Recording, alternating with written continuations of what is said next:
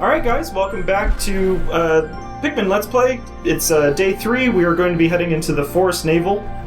This area sucks. There's a lot of bombable walls and they all have different numbers, so I tend to ignore them. Right. But it's also a very interesting area just because there's a lot of water. Not as much water as the next area, but it kind of introduces you to the dangers of water and navigating Pikmin around it. Which makes sense, because in this one you get the legendary ice Pikmin. It's true. Yeah. They're bright green. Yeah. So here I'm grabbing 15 yellows, and I'm immediately going to put them on this wood gate.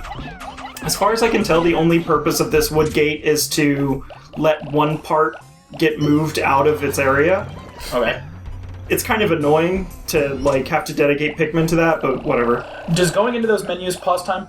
Yes. I'm going to be asking what. Yeah, anytime a lot. Anytime you can't see the day bar, okay, it's not doing anything. That's a nice indication. Yeah.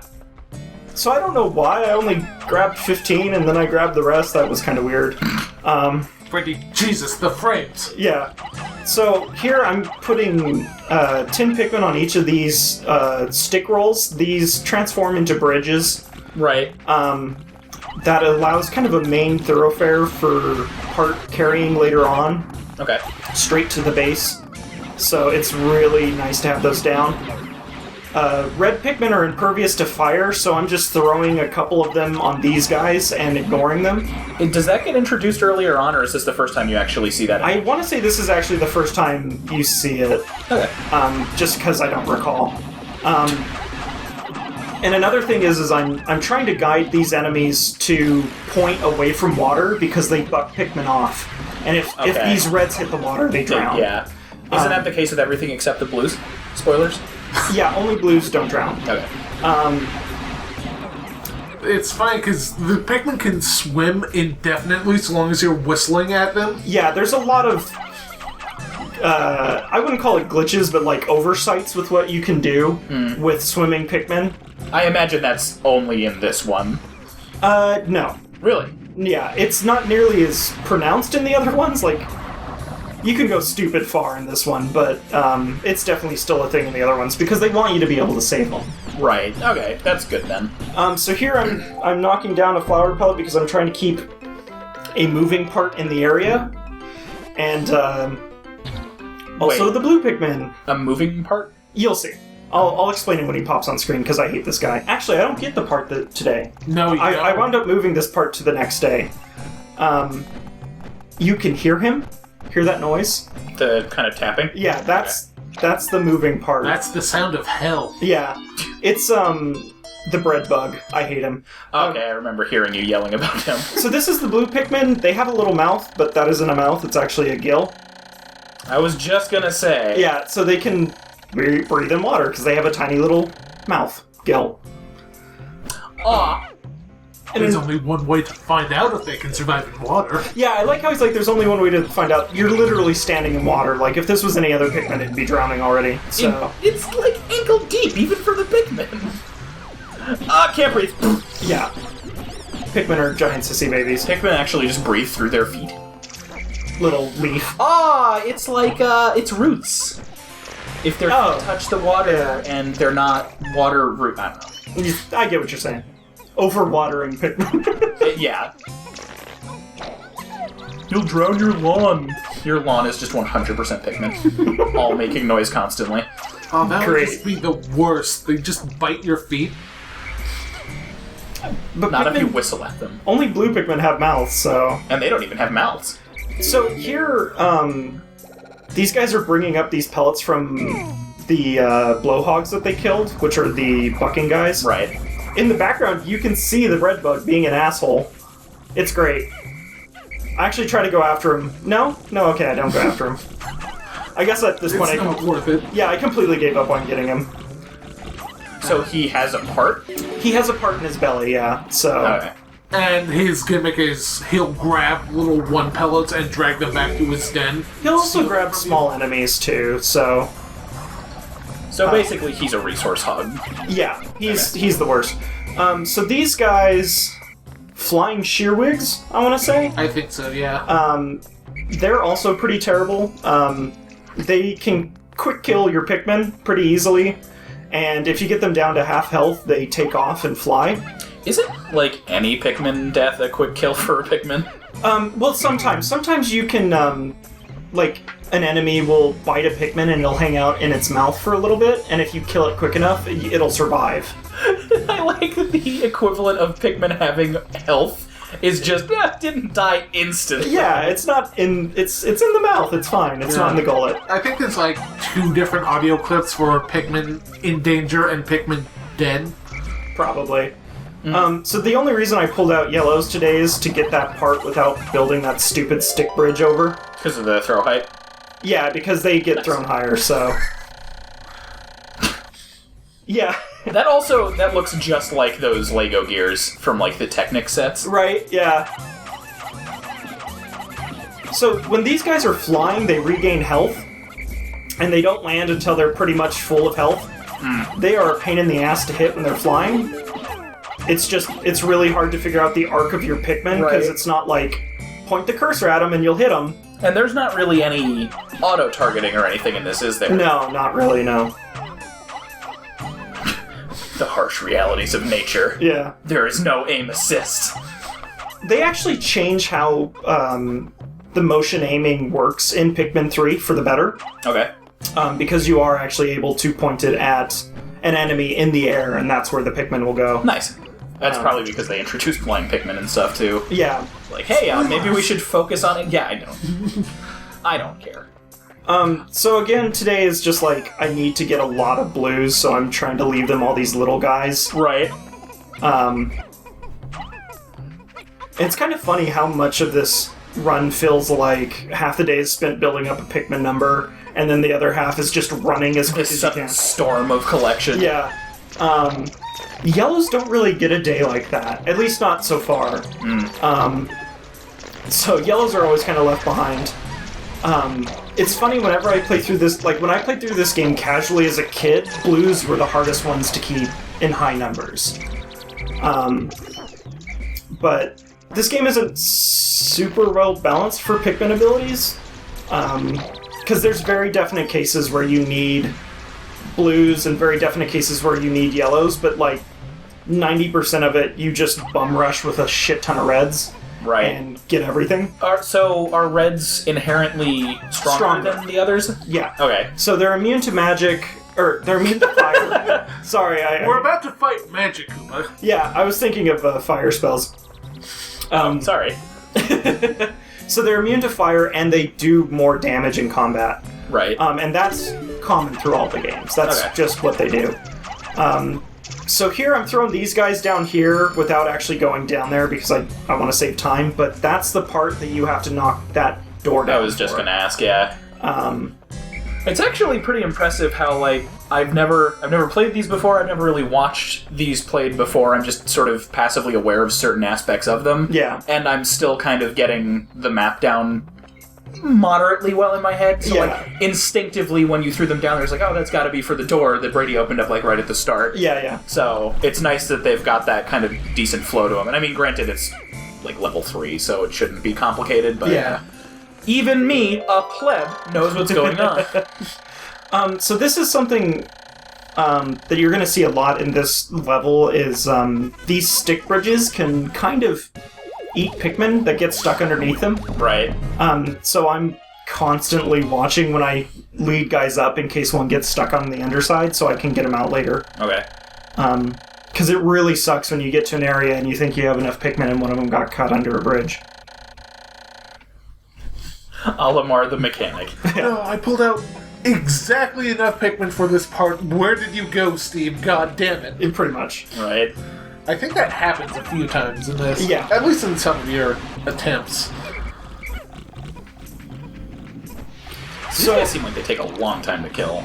That's only because I'm using a very small amount of Pikmin on them. Okay. And I'm only using reds to carry parts past them, so I don't really care if it takes a while. Right. Oh, because reds are still really the only ones that are flowered, right? The yellows haven't had a chance still. Yeah, that's right. Do you have to manually plant them, or do they just kind of idle and also grow a little bit?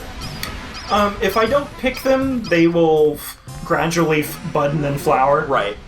There's no way to flower them once they're picked outside of the nectar. Okay. And I imagine this fiery dirt cave doesn't have any nectar in it. It does. It does, but I couldn't waste time today to do it. Does every level have those, or are there ones that are like resource dry in that regard? That you're aware of? No, everyone has that somewhere in it. That's good. And there's also an enemy type that will drop nectar as well. The honey wisp. I was gonna say, is it a nectar blug? Or like just some... No, just honey wisp. Honey wisp is a better name than what I said. I'm surprised I didn't see one right there. The Ionium Jet. Ionium Jet. The number 1 Ionium Jet? Yeah, because there's 2 of them. Yes, I figured. But this one's number 1. Well, I bet the other just hates that. And so I'm assuming the lore behind that one is it's the engine, or the thruster or whatever. It's like they kind of explain it almost in the sense of like a fuel injector. Ah, okay. But it's also kind of the exhaust. I don't know. It's kind of weird. I fueled it with dirt. That was the automatic gear. No, those were filled cracks with dirt. Yeah. He just filled that one. The entire ship is actually made of dirt. Oh, I guess I do flower these guys right here. Nice. Not all of them, but yeah, most of them. But I still get to see it. Yeah, so this is like another case of like, oh my god, I'm not getting any honey from this sucks, so I try to pull away and then I get it. Because the nectar spawns are complete RNG. Yep. Ugh. Sometimes you can get 5 out of one spot and 0. Is that just like out of that grass right there then, basically? Yeah, it's like per patch kind of a thing, so... Because your Pikmin are pulling little celebration noises. Yeah. Yay! What are you? Yeah, so, the area that I had the red Pikmin breaking that door down towards at the start of the day is where we're heading next. Okay. And this is kind of one of the first examples of you need all 3 Pikmin type to do thing. And, I love Thing. yeah. That's cool, though. I'm glad it's kind of like near the end of this day cycle. It makes it feel like an exciting climax. Yeah. And... Warriors. Yeah. So originally when I was doing this day, I was actually getting these 2 parts to the ship. Mm-hmm. But today's goal is just to get them out of this area. Like, I want to get them far enough that I only need reds to get them out. Okay, I was actually... That kind of relates to something I was just going to ask. If you've got 2 or 3 colors, is it random which ones you'll throw, or are there different button inputs to, like... So they kind of line up just however you're running, but you can also hold a button that causes Olmar to pick up a Pikmin, and that's the color that you're throwing. Right. And you can hit another button to switch. Like, you could sort of see him cycle through... Oh, okay, I see, yeah. And then I think you're like 1 short or something for this one. I don't know if this is... I'm assuming Olimar can take fire. Yeah, there. Thank you, Brady. Yeah, so this is me taking damage, but I don't care because I'm freaking out. Where are my blues? Yeah, and I see that the blues are at their base right now, and I get pissy. It's like, you assholes!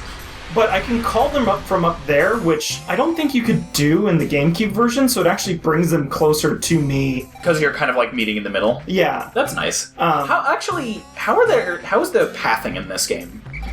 Bad. It's bad. That's unfortunate. It's good in the earlier levels. In the next level that we go to, it's noticeably worse. Right. And I think that's just because the next level has a lot of water in it. And they're really not sure how to handle it. Like, I don't know why, but reds and yellows just love sticking their face into water, even if they know they can't go into water. Okay. You're answering, like, all these things that I'm, like, on the verge of asking. Yeah, because I was just going to say, like, do the other types know, like, hey, I probably shouldn't just, like, rub my face on this. Yeah. That would be nice, but they're pretty dumb. I mean, I think that kind of is fitting. Well, like, so... if you dismiss your group of Pikmin to separate them to colors while you're next to water, like all your reds could just walk straight into that water. It's like, sure thing, boss! Woo! Oh god, I'm drowning! So here we can actually see an issue that I have a lot with color, like when I dismiss Pikmin. They will never dismiss in the area I want them to. So, like, I dismissed the blues, but they went too close to the part, so they automatically started grabbing the part. Right. And I don't want red or blues on this part. Right. Will you be able to get this by the end of the day? No. These two parts I'm not going to get by the end of the day. Okay. I wasn't sure if that was, like, a general strategy or if it was straight up what... Okay. That's what I was originally doing, and Mith eventually was like, Brady, you need to give up on trying to get those parts. So here I actually, a couple of blues light on fire, because I couldn't command whistle them around the spouts with the part in the way, because they would all just get onto the part. Did you actually lose them just now, or did you manage to put them out? Yeah, if you whistle, it puts them out. What? Just so dumb. Oh, if you whistle, it puts them out? Yeah. Like, oh yeah, sure thing, boss. So literally all I want to do is get this part onto the bottom floor. Right. That's Wait, all so I'm does that trying. mean you're gonna, like, lose all of these guys? If I don't have them under my control. Oh, that's right. Yeah. I was gonna say, like, Jesus. So, like, this part was so nervous to me. Guys, Get the last one on there. Get the last one on there. Guys. Oh my god. Okay. Alright, the part is moving again, so as soon as this falls, I whistle and I collect them again. Ooh. Yeah, it's close. Literally at It's zero. close. That's actually pretty awesome. Yeah. So, tomorrow... We almost died! Woo! Tomorrow, those are going to be quick collection parts. Like, I'll just throw the Pikmin on them and not even worry about it again. That's a neat way to optimize that. Yeah. It would have been nice if he had got them a little bit closer. Well, yeah, but even still, it's... The blue's fucked. It's also really cool that it stays persistent, so it's not like, well, they reset again because the wildlife is a dick. So, the fact that you can plan around that is really neat. Yeah. So... Tomorrow we're going to be going back to this same area. We have 2 boss enemies to fight. Damn.